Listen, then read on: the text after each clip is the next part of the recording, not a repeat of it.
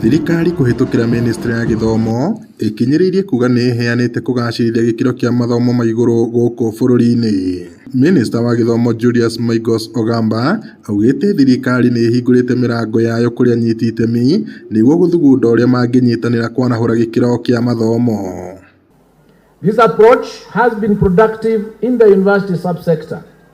After review of the staff to student ratios, for example, in our public universities, we have been able to lower the cost of academic programs to between 15% to 40%, so that program fees in the universities now range between 5,800 and 75,000 per semester. I stand before you with conviction that technical and vocational education, that is TVET, is the engine of growth for many sectors, and especially the sector that I serve in, knowing that tourism is one of the greatest enablers of the economy.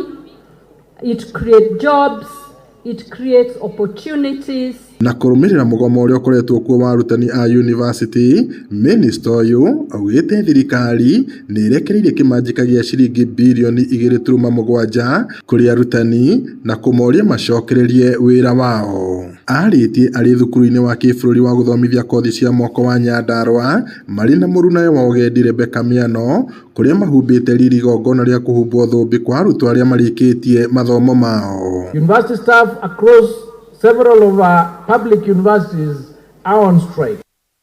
I reiterate my appeal to them to resume their duties and return to a constructive and structured process of addressing any grievances as Employment and Labor Relations Court yesterday.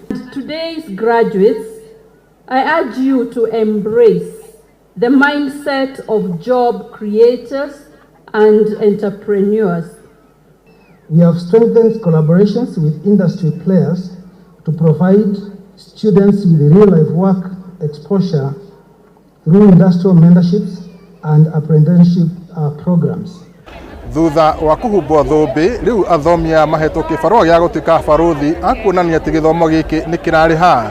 Ngiriboti Inooro TV kuma thukuru-inĩ wa gũthomithia kothi cia moko wa Nyandarua, niĩ njĩtagwo Peter Mwangi.